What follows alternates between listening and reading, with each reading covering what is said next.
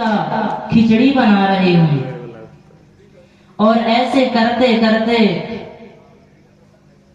मंदिर खुलने का टाइम हो गया और कर्माबाई ने जैसे खिचड़ी बनाई और प्रभु जैसे खिचड़ी को पा ही रहे थे कि मंदिर का जैसे पट खुला तो वहां पुजारी ने देखा प्रभु के दाहिने हाथ में खिचड़ी लगी हुई है एवं मुख में खिचड़ी लगी।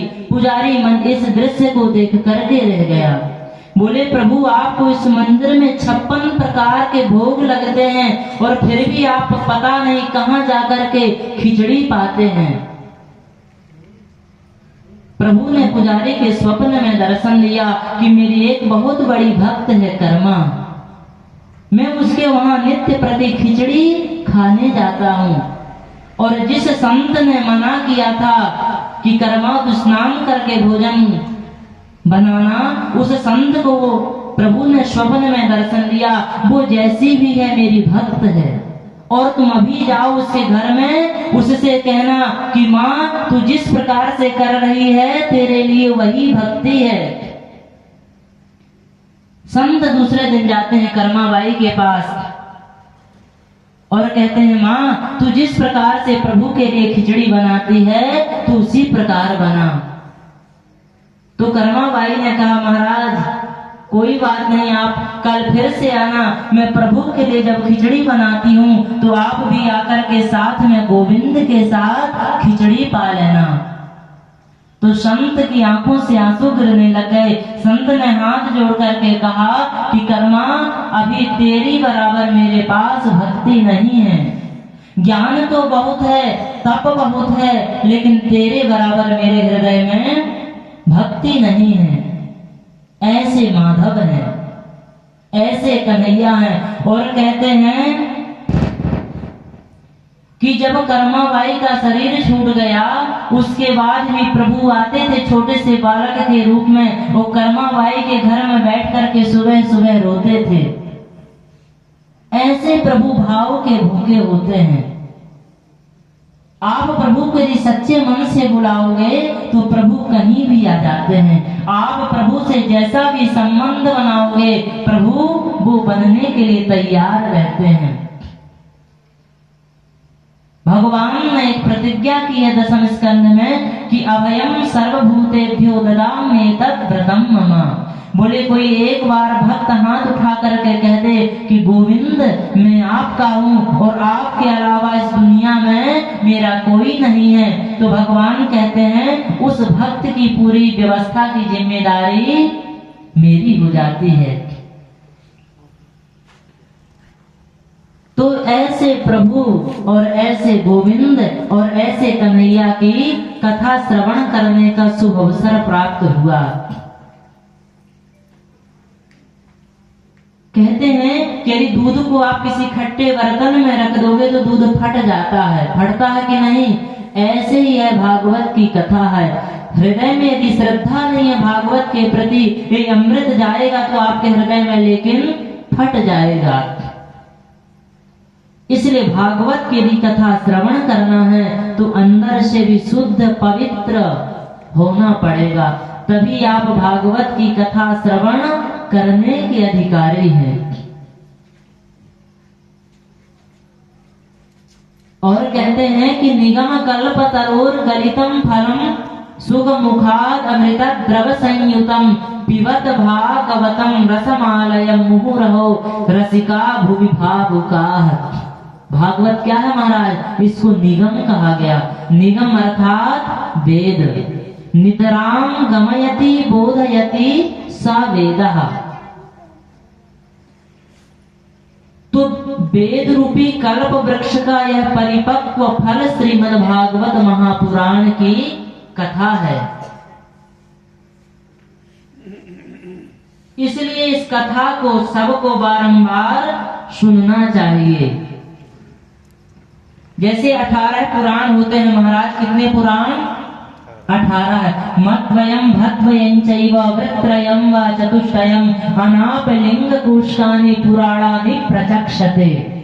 आप एक पुराण श्रवण करोगे तो एक पुराण का फल मिलता है, लेकिन ये जो श्रीमद् भागवत महापुराण की कथा है इसमें लिखा है कि अष्टादश पुराणानां फलमाप्नोति मानवः। केवल यदि आप भागवत की कथा श्रवण करते हैं तो आपको संपूर्ण 18 पुराणों का फल प्राप्त होता है। क्यों? क्योंकि जहाँ पर भी भागवत की कथा होती है गोविंद वैकुंठ को छोड़ करके संपूर्ण देवताओं के साथ उपस्थित होते हैं। इसलिए इस कथा को जरूरी नहीं कि हम और आप सुनते हैं, प्रभु साक्षात विराजते हैं, लेकिन इतनी भक्ति नहीं रहती है कि हम प्रभु को अपनी आंखों से देख सकें।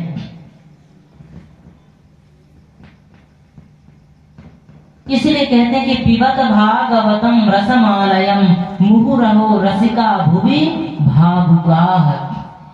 इसलिए इस फल को जितना पी सको उतना पियो। तो महाराज यह फल किसको पिलाना है?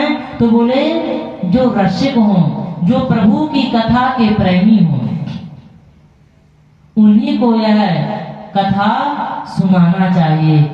जैसे किसी व्यक्ति को प्यास नहीं लगी महाराज, उसको आप पानी दोगे तो 50 तरह के प्रश्न करेगा, लेकिन यदि किसी को प्यास लगी है और आप पानी दोगे वो तुरंत पी लेगा।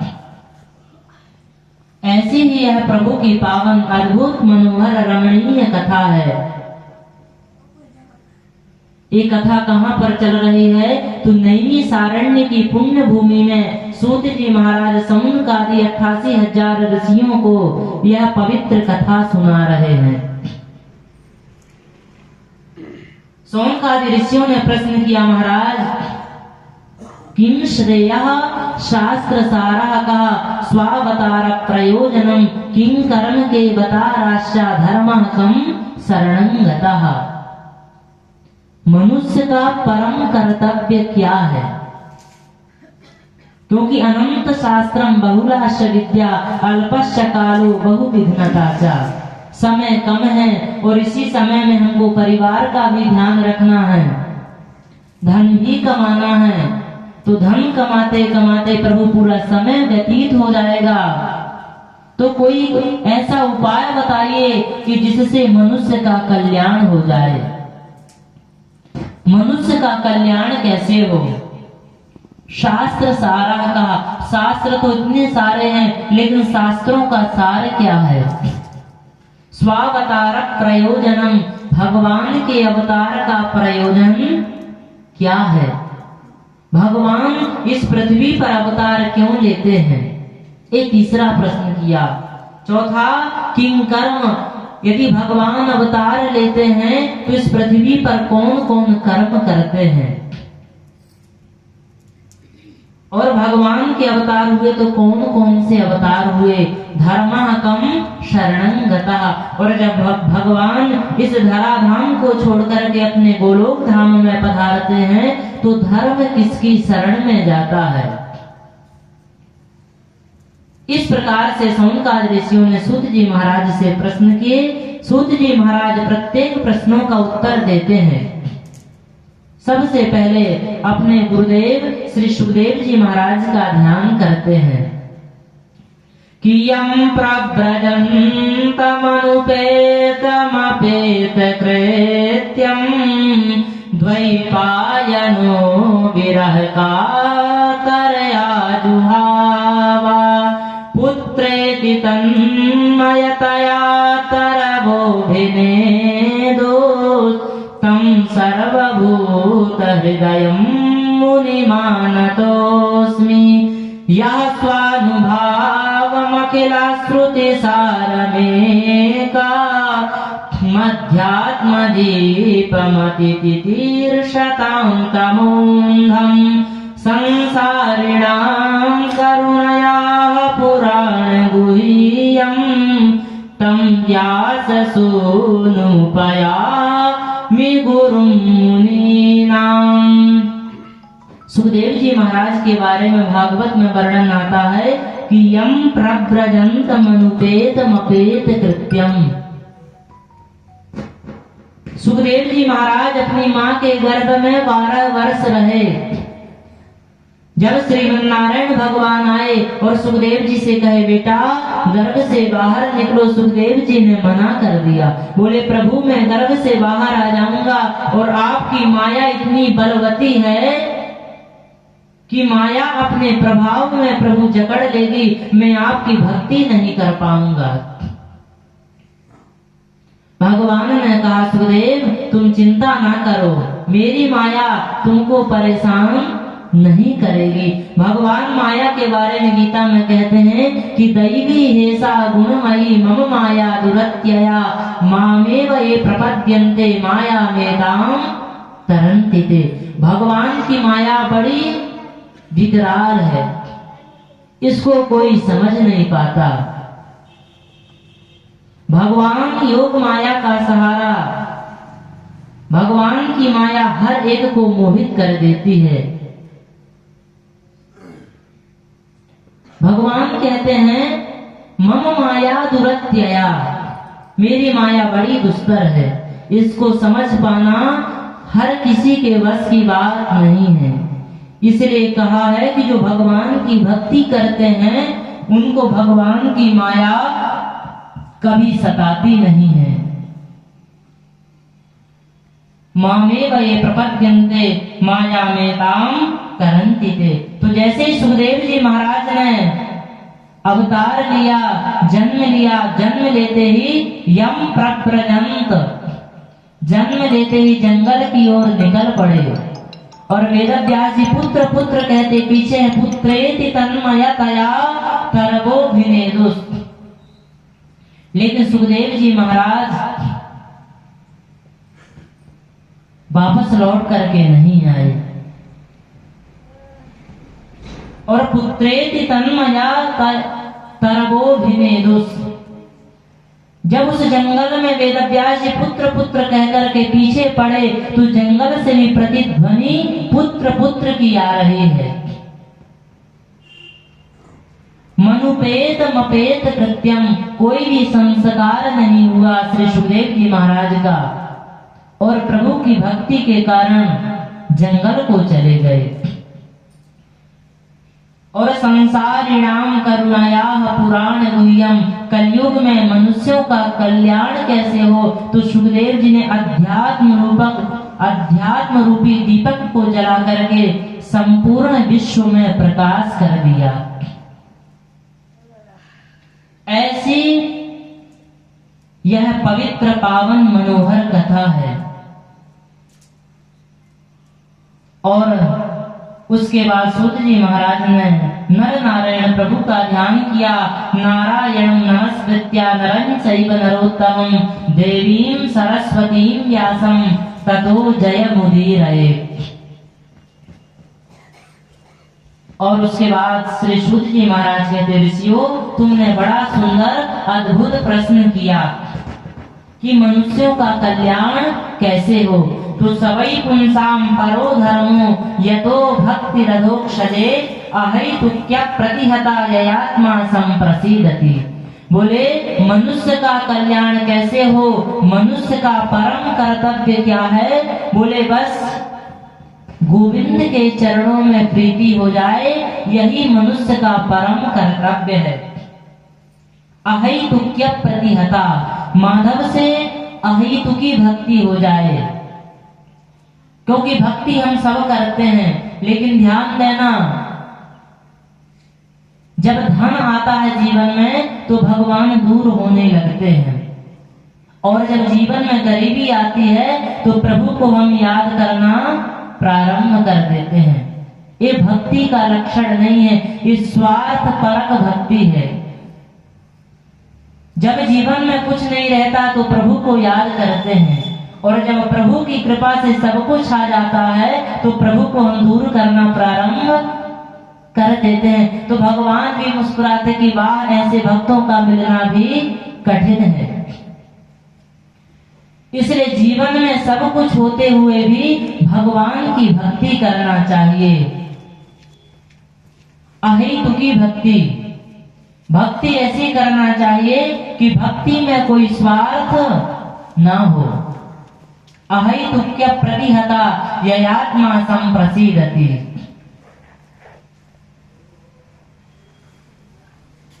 मीरा ने ऐसी भक्ति की क्योंकि इस मृत्यु लोक में दो ही लोग ऐसे हुए हैं कि जिनका इस पृथ्वी पर शरीर नहीं मिला। एक तो कबीर दास जी और दूसरे श्री मीरा जी। ये साक्षात प्रभु के श्री विग्रह में समा गई हैं। कबीर जी का भी किसी को शरीर मिला ही नहीं। ये साक्षात कहते हैं प्रभु के पास चले गए। क्यों, कैसे चले गए? क्योंकि पहले मीरा की जैसी भक्ति करना पड़ेगा। मीरा ने सब कुछ छोड़ दिया, लोक लज्जा त्याग, और गलियों में गोविंद का भजन करते हुए विचरण करने लगी कि गोविंद मेरो है, गोपाल मेरो है, गोविंद मेरो है, गोपाल मेरो है, गोविंद मेरो है, गोपाल मेरो है, गोविंद मेरो है, गोपाल मेरो है, श्री बांके बिहारी नंदलाल मेरो है, श्री बांके बिहारी नंदलाल मेरो है, गोविंद मेरो है, गोपाल मेरो है, गोविंद मेरो है, गोपाल मेरो है, श्री बांके बिहारी नंदलाल मेरो है। श्री बांके बिहारी नंदलाल मेरो है। इस प्रकार से मीरा ने कीर्तन करते हुए प्रभु को पा दिया। कई लोगों के मन में ऐसी जिज्ञासा रहती, प्रभु भक्ति तो हम गोविंद की कभी भी कर सकते हैं,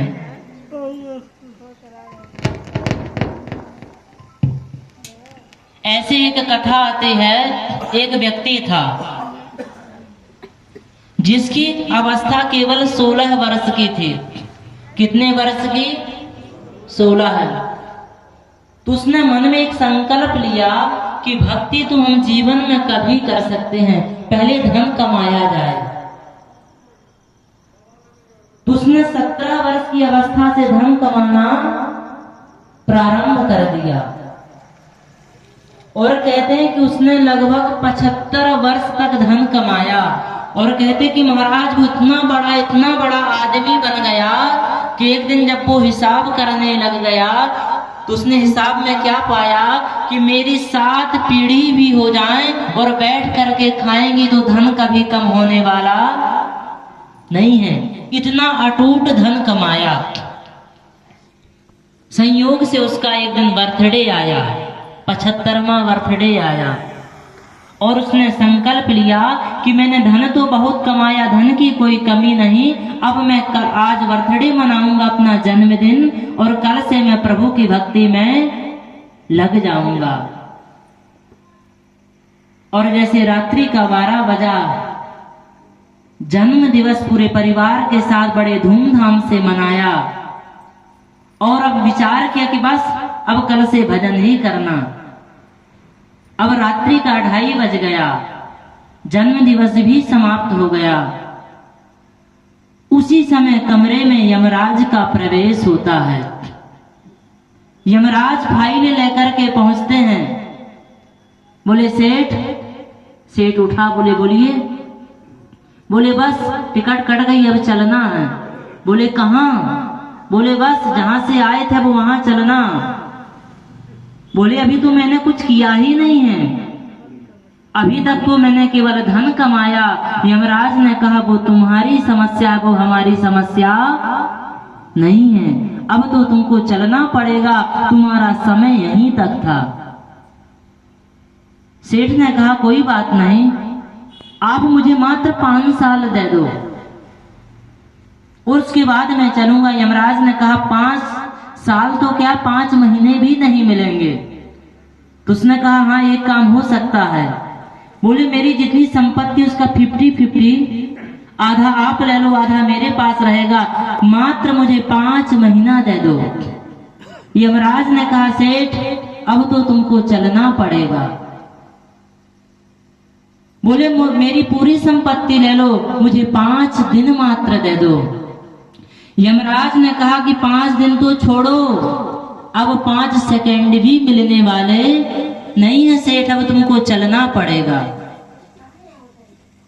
सेठ बेचारा घबरा गया कि पूरा जीवन मैंने धन कमाने में लगा दिया और यही मैं कहीं प्रभु की थोड़ी सी भी भक्ति कर लेता, 1 घड़ी आधी मैं पुण्य आध। बोले भगवान की मैं थोड़ी सी भी भक्ति कर लेता तो आज मुझे घबराना नहीं पड़ता। तो सेठ ने यमराज से कहा कि मुझे 1 दिन तो मात्र दे दो, क्योंकि जब ऊपर से टिकट कटती है महाराज तो 1 सेकंड भी नहीं मिलता है। तो उसने कहा बस मुझे थोड़ा सा समय दे दो, मैं कागज में कुछ लिख दूं। तो यमराज ने कहा ठीक है, जो भी करना जल्दी करो। तो सेठ ने फाइल से कागज निकाला और उसमें लिखा, बेटा जिस संपत्ति को कमाते कमाते मैंने अपना पूरा जीवन समर्पित कर दिया और आज उस धन से मैं अपने जीवन का एक क्षण भी नहीं खरीद पाया, धिक्कार है ऐसी संपत्ति को। और कहते हैं कि यमराज उस सेठ को अपने साथ ले गए। इस कथा का सारांश क्या निकला कि कब कौन सा दिन हमारा लास्ट हो जाए इसके बारे में पता नहीं है, इसलिए अनमोल समय में निकालते हुए प्रभु की भक्ति अवश्य करना चाहिए, क्योंकि इस संसार में कोई नित्य है नहीं। जाना सबको है लेकिन कोई इस बात को स्वीकार नहीं करते हैं। हमसे पहले कितने आए और कितने अभी आएंगे, कोई इस संसार में हमेशा रहने वाला नहीं है। अब आपके ऊपर है, आप चाहे इस जीवन को धन कमाने में समाप्त कर दो, चाहे दूसरों को सताने में समाप्त कर दो, चाहे इस जीवन को चोरी में समाप्त कर दो, चाहे इस जीवन को व्यभिचार में समाप्त कर दो, चाहे इस जीवन को माता पिता की सेवा में समर्पित कर दो। कल की कथा में श्रवण किए थे, धुंधकारी ने अपनी माँ को रुष्ट किया था तो धुंधकारी की किस प्रकार से गति हुई। 5 गणिकाओं ने मिलकर उसको जिंदा जला दिया। इसलिए आप जैसा कर्म करोगे महाराज, आपको इसी लोक में उसको भोगना पड़ेगा। इसलिए अनमोल समय को निकालते हुए अनमोल समय में भी प्रभु की भक्ति करना चाहिए।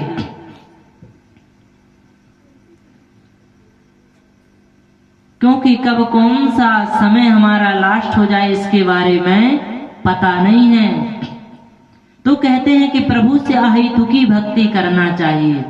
कैसी भक्ति कि जैसा माँ अपने पुत्र से स्नेह करती है, माँ अपने पुत्र से स्नेह करती है तो कैसे, कोई धन की कामना से नहीं, वो स्वाभाविक स्नेह रहता है। ठीक वैसे ही हमारा प्रभु से संबंध रहना चाहिए। प्रभु की भक्ति करें तो उस भक्ति में कोई कामना नहीं रहनी चाहिए। और कहते हैं कि आप कोई भी धर्मानुष्ठान करो, धर्मः स्वनुष्ठिता पुंसाम विश्वक्सेन कथा सूया। बोले आप कोई भी धर्म करो तो अर्थ के लिए मत करो। यदि आप धर्म करते हो तो प्रभु की भक्ति मांगो, क्योंकि जब आप भक्ति मांगोगे तो धन अपने आप चला आएगा, और यदि आप धन को मांगोगे तो प्रभु आपसे दूर हो जाएंगे। और कहते हैं कि धर्मो रक्षति रक्षिता। आप यदि धर्म की रक्षा करेंगे तो धर्म निश्चित रूप से आपकी रक्षा करता है। और धर्म भी करना चाहिए तो प्रभु को समर्पित करना चाहिए। किसको समर्पित करना चाहिए? प्रभु को। जैसे स्वर्ग और नरक होते हैं ना, जैसे आप कोई गलत कर्म करोगे तो आपको कहां जाना पड़ेगा? नरक में जाना पड़ेगा। और कोई आप यदि अच्छा कर्म करोगे तो स्वर्ग में जाना पड़ेगा। तो मोक्ष होने वाला नहीं है। क्यों? क्योंकि आप कोई अच्छा कर्म करोगे तो आपको स्वर्ग में जाना पड़ेगा, और जब तक आपके कर्म रहेंगे तब तक आप स्वर्ग में रहेंगे। और जैसे आपके कर्म समाप्त हुए, क्षीणे पुण्य मर्त्यलोकम विशंति, पुनः इस मृत्यु लोक में आना पड़ेगा। तो अर्जुन ने हाथ जोड़ करके प्रभु से कहा, प्रभु तो हम क्या करें? तो भगवान अर्जुन को इतना अद्भुत संदेश देते हैं गीता में, कहते हैं कि यत् करोषि यदस्नासि यज्जुहोषि ददासि यत् तपस्यसि कौन्तेय तत् कुरुष्व मदर्पणम्। भगवान कहते हैं अर्जुन को समझाते हुए, अर्जुन देखो, तुम कोई गलत कर्म करोगे तो पाप लगेगा, पाप रहेगा, तुमको नरक में जाना पड़ेगा। अच्छा कर्म करोगे तुमको स्वर्ग में जाना पड़ेगा। तो पूरा जीवन जितने भी जन्म लोगे तो स्वर्ग और नरक में जाते जाते इसी प्रकार जीवन चलता रहेगा, तो मोक्ष होने वाला नहीं है। तो भगवान कहते हैं कि यत् करोषि यदस्नासि यज्जुहोषि ददासि यत् तपस्यसि कौन्तेय तत् कुरुष्व मदर्पणम्। अर्जुन, तुम जो भी कर्म करो, चाहे अच्छा करो चाहे बुरा करो, वो सब कर्म मुझ में समर्पित कर दो। क्यों? क्योंकि जब आपके पास पाप नहीं होगा, पुण्य नहीं होगा ना, तो फिर आपको ना तो नरक में जाना पड़ेगा ना स्वर्ग में, तब आपके लिए वैकुंठ के दरवाजा खुल जाएंगे। इसलिए आप कोई भी कर्म करो तो प्रभु से ऐसी कामना करो, प्रभु इसका जो फल होगा फल मुझे नहीं चाहिए, इसका जो फल होगा प्रभु वो आपके श्री चरणों में स्वीकार है। और मैंने जीवन में जो भी शुभ अशुभ जो भी कर्म किए प्रभु, वो आपको सब समर्पित हैं। क्यों? जब आपके पास ना तो पाप रहेगा ना पुण्य रहेगा, तब प्रभु के दरवाजा आपके लिए खुल जाते हैं। लेकिन हम लोग एक गलती करते हैं, क्या? जब हम कोई पुण्य कार्य करते हैं तो मन में ऐसा लगता प्रभु हमको देख रहे हैं, और जब हम कोई गलत काम करते हैं तो लगता है कि कोई हमको देख ही नहीं रहा। क्योंकि भगवान के तो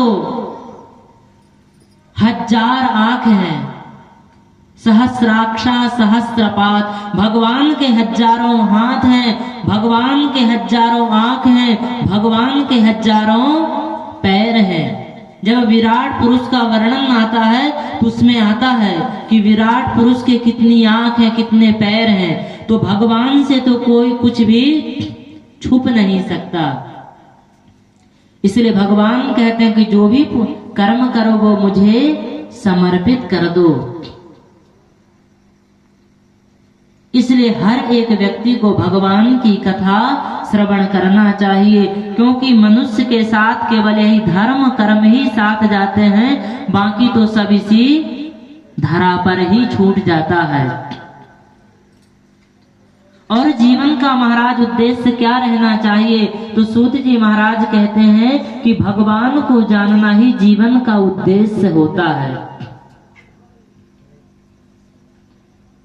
जैसे कोई आप धर्म कर्म कथा इत्यादि होती हैं, तो किसी ने कहा महाराज जी कथा क्यों होती? अरे एक बार कर लो, बार बार करने की क्या आवश्यकता है? तो जैसे कोई व्यापार करता है, व्यापार किस लिए करता है? धन कमाने के लिए। धन व्यक्ति क्यों कमाता है? पेट भरने के लिए। पेट क्यों भरता है? जीवन जीने के लिए। अब यदि पूछा जाए महाराज आप जीवन क्यों जीते हो, जीवन क्यों जीना चाहिए, तो कोई इसका उत्तर नहीं दे सकते हैं। जीवन कैसे जीना चाहिए, जीवन का उद्देश्य क्या है, यही बताने के लिए यह श्रीमद्भागवत महापुराण की कथा होती है। और इसकी इतनी महिमा है कि जिसका वर्णन किया नहीं जा सकता है। और उसके बाद भगवान के अवतारों का निरूपण होता है। बोले भगवान के बहुत सारे अवतार हुए, हरि अनंत हरि कथा अनंता, लेकिन भगवान के अवतारों में सर्वश्रेष्ठ अवतार केवल 2 ही हैं। एते चांस कला पुंसा कृष्णस्तु भगवान स्वयं। बोले भगवान ने अंशावतार, आवेशावतार, कलावतार, पूर्णा अवतार जो भी हुए हैं उनमें से मुख्य अवतार भगवान के दो ही हैं, एक तो कृष्ण अवतार और दूसरा राम अवतार। राम जी ने जो लीलाएं की है वो मर्यादा पुरुषोत्तम थे, मर्यादा में रह कर के उन्होंने लीलाएं की हैं, और जो भगवान ने लीला की है ये लीला पुरुषोत्तम है। तो भगवान की लीलाओं को दर्शन करना चाहिए, और भगवान की लीलाओं को यदि अनुसरण करोगे तो फिर गोविंदाय नमो नमः। भगवान ने जैसे जन्म लिया, जन्म लेते ही प्रभु ने जहर पिया, और आप जहर पीने की कोशिश करोगे तो लीला ही समाप्त हो जाएगी। इसलिए भगवान कृष्ण की जो लीलाएं हैं इन लीलाओं को केवल दर्शन करना चाहिए।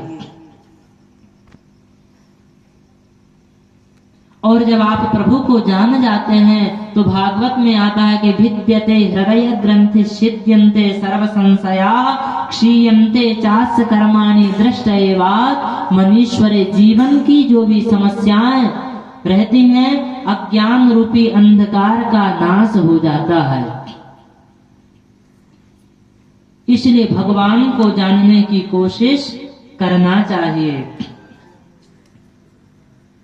उसके बाद सौनकादि ऋषियों ने कहा कि आप जो श्रीमद् भागवत महापुराण की कथा सुना रहे हैं इसकी रचना कब, कहाँ और कैसे हुई, उसके बारे में हमको कथा सुनाइए।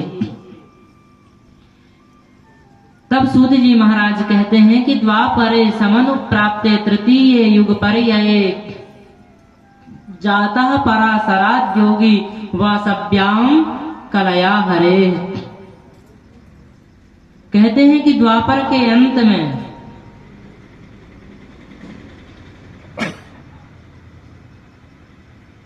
श्री वेदव्यास जी महाराज चिंतन करने लग गए। कैसा कि मंदा सुमंद मतयो मंद भाग्या युपद्रुता। कलयुग में लोगों की बुद्धि भी मंद है और भाग्य भी मंद है। तो कलयुग में लोगों का कल्याण कैसे होगा, इस बात का चिंतन करने लग गए।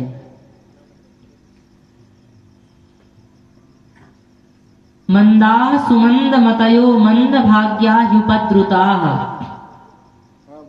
लोगों का कलयुग में कल्याण कैसे होगा। तो वेदव्यास जी ने एक वेद के 4 विभाग किए, इसलिए इनका नाम पड़ गया वेदव्यास। उसके बाद पंचम वेद के रूप में महाभारत को लिखा, और उसके बाद एक एक करके 17 पुराणों की रचना की। उसके बाद भी इनके मन में शांति नहीं मिली। तो उसके बाद नारद जी आते हैं श्री वेदव्यास जी के पास, और नारद जी ने वेदव्यास जी को श्रीमद् भागवत कथा लिखने की प्रेरणा की। बोले आपने अभी तक जो भी पुस्तक लिखी हैं उनमें गोविंद की कथा आपने नहीं लिखी, आप श्रीमद् भागवत महापुराण की रचना कीजिए। पाराशर्य महाभागा भवतः कच्चिदात्मना परितुष्यति शारीरा आत्मा मानस एव वा। और नारद जी कहते हैं कि महाराज आपने अभी तक जिन भी पुराणों की रचना की है, क्योंकि देखिए संस्कृत 2 प्रकार की होती है। एक संस्कृत लौकिक संस्कृत होती है और दूसरी संस्कृत वैदिक संस्कृति होती है।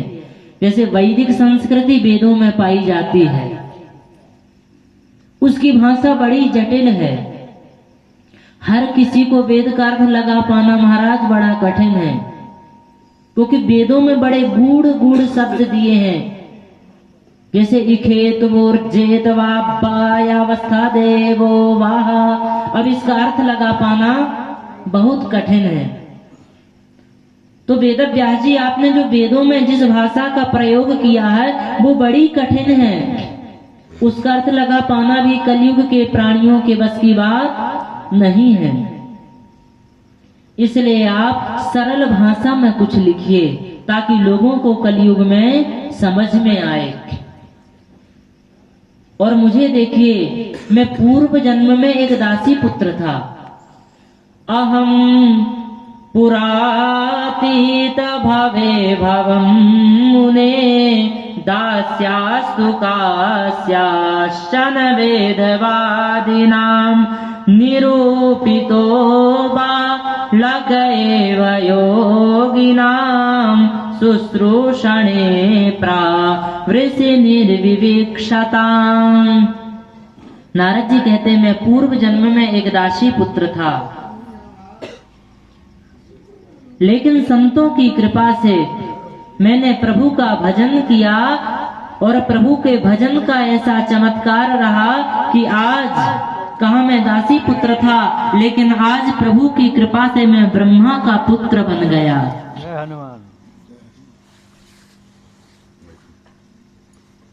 और इतना कह करके श्री नारद जी वहां से चले देते हैं और वेदव्यास जी अपने शम्याप्रास आश्रम में सरस्वती नदी के तट में बैठ करके इतना दूर से बना रहा है, अद्भुत श्रीमद् भागवत की कथा लिखना प्रारंभ कर दिए। ठीक है, एंगल यहाँ से। अब इस ग्रंथ की रचना करना तो महाराज लिखा कैसे जाए, तो गणेश जी को बुलाया वेदव्यास जी ने। अब वेदव्यास जी महाराज इस कथा को गाते गए और गणेश जी महाराज इसको लिखते गए।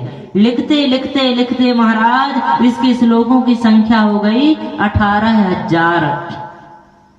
तब जाकर के कहीं यह श्रीमद् भागवत महापुराण की कथा प्रकट हुई।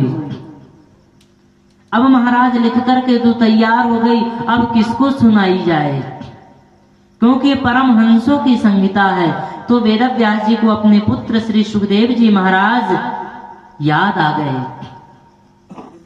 अब सुखदेव जी महाराज को कहाँ ढूंढा जाए, तो श्री वेदव्यास जी ने अपने शिष्यों को भेजा कि जाओ सुखदेव जी का पता लगाओ और अपने शिष्यों को श्रीमद् भागवत कथा के श्लोक याद करा दिए।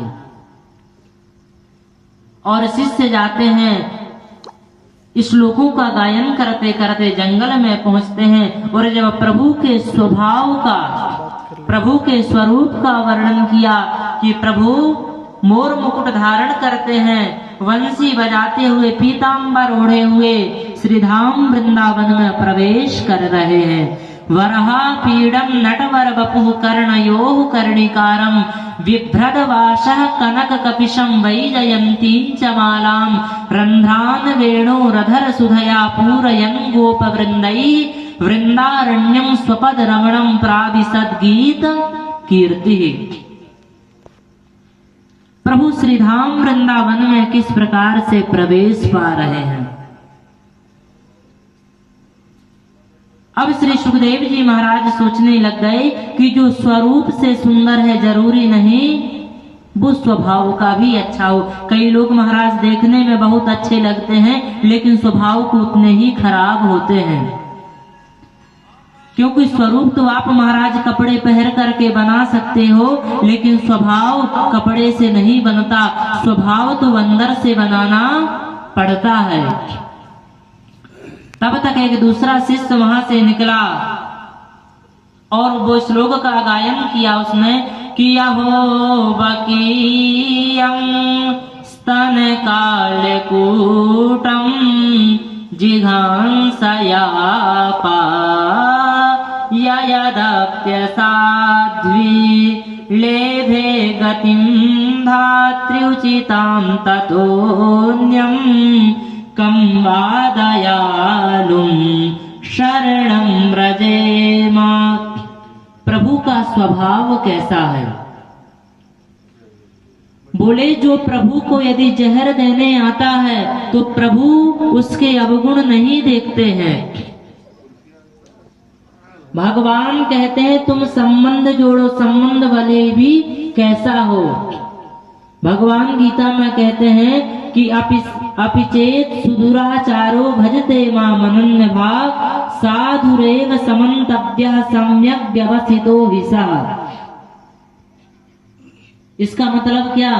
कोई कितना दुराचारी पापाचारी क्यों ना हो, भले वो हृदय का कैसा हो, कुटिल हो, कामी हो, बोले वो उसकी विशेषता है, लेकिन वो मुझे भजता है। भले भगवान को आप शत्रु मानो। कई बार हम देखते हैं समाज में कि भगवान को लोग गाली देते हैं, भगवान के बारे में अपशब्द बोलते हैं, कहीं भगवान का झंडा गिरा देंगे, तो मन में ऐसी प्रेरणा आती है, क्या प्रभु इतना अत्याचार हो रहा, आपको दिख नहीं रहा, आप क्यों इनको जवाब नहीं देते हो? तो भगवान ने गीता में इतना सुंदर उपदेश दिया है, बोले कोई बात नहीं, वो याद तो करते हैं, भले शत्रु मान के ही याद करें, क्योंकि भगवान श्री कृष्ण से के जैसा कोई दूसरा भगवान, यदि आप किसी की निंदा करो तो क्या कोई व्यक्ति आपकी स्तुति करेगा? आपको मारने के लिए तैयार हो जाएगा। लेकिन भगवान श्री कृष्ण ऐसे हैं कि आप यदि इनको गाली भी दोगे तो ये आपके ऊपर मुस्कुराते रहेंगे। क्यों? क्योंकि भगवान कहते हैं देखो, मित्र तो कभी कभी याद करता है, जब उसको याद आएगी तभी याद करता है, लेकिन एक शत्रु एक ऐसा होता है जो भगवान को 24 घंटे याद करते हैं।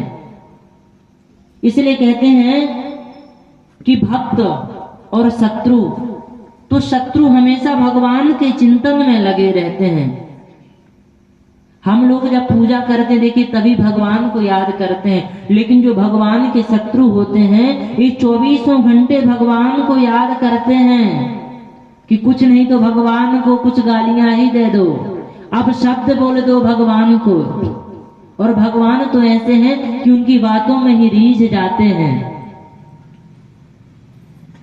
तो भगवान के प्रभाव का, स्वरूप का जब शिष्यों ने वर्णन किया कि पूतना अपने स्तन में विष लगाकर के माधव को स्तनपान कराने के लिए आई, तो लिखा है कि लेभे गतिम धात्र्युचिताम ततोन्यम कम वा दयालुम शरणम व्रजेमा। बोले यदि प्रभु को कोई विष पिलाने भी आए तो भगवान उसको अपनी माँ की जैसी गति प्रदान करते हैं। पूतना के भगवान ने कोई अवगुणों को नहीं देखा। बोले इसने काम तो माँ के जैसा किया है, भले ही इसने जहर क्यों ना पिलाया हो, लेकिन इसको गति तो माँ के जैसी ही दी जाएगी।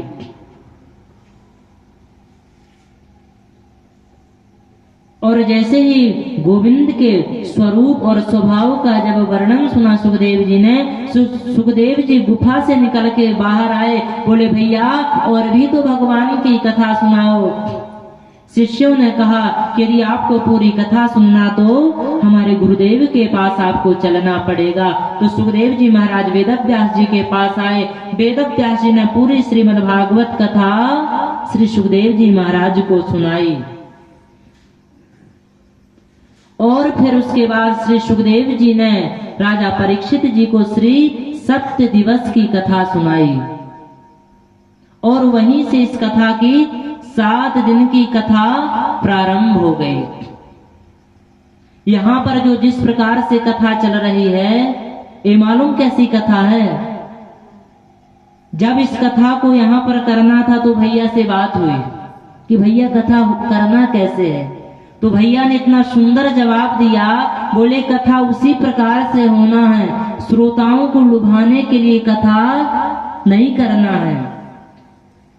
बोले कथा उसी प्रकार से करना है कि जैसे सुखदेव जी ने परीक्षित को कथा सुनाई थी, भले कोई कथा सुनने आए चाहे ना आए। क्योंकि कथाएं तो आज बहुत चलती हैं, कहीं कथा हास्य रस में प्रवेश होती है, कहीं परिवार के झगड़े में समाप्त होती है। और दूसरा उदाहरण भैया ने दिया कि जैसे सनक, सनंदन, सनातन, सनत कुमार, चारों ऋषि कुमारों ने श्री नारद जी को कथा सुनाई थी, उसी प्रकार से कथा करना है। तो इस कथा को आप कोई साधारण मत लेना। हम तो प्रयास कर रहे हैं कि 100% में 10% भी सनकादि के जैसी कथा कर सकें, क्योंकि वो तो बहुत बड़े विद्वान थे, उनके जैसा कथा पर कर पाना तो असंभव है। फिर भी प्रयास जारी रहता है। तो ऐसी भगवान की अद्भुत मनोहर लीलाएं हैं। फिर सूत जी महाराज ने सौनकादि ऋषियों से प्रश्न किया, महाराज सुखदेव जी महाराज तो कहीं गोदोहन काल से ज्यादा रुकते नहीं हैं, तो फिर परीक्षित को उन्होंने 7 दिन कथा कैसे सुनाई? तब यहां से परीक्षित चरित्र प्रारंभ होता है। और भगवान की कथा की दूसरी विशेषता एक है, जैसे आप कोई चलचित्र देखिए, आप एक बार देख लोगे दोबारा वो आपके लिए पुराना हो जाएगा। अरे इसको तो देख चुके, बार बार आपका मन भर जाएगा। लेकिन भगवान की कथा ऐसी है कि आप इसको जितनी बार सुनोगे आपका मन उतनी बार खाली होता जाएगा। ये भगवान की ऐसी अद्भुत कथा है। तो परीक्षित चरित्र यहाँ से प्रारंभ होता है। सुखदेव जी महाराज गायन करते हुए लिखते हैं कि यदा मृधे कौरव सृंजयानां वीरे स्वथो वीर गतिं गतेषु वृकोदरा विद्ध गदा विमर्शा भगनोरुदण्डे धृतराष्ट्रपुत्रे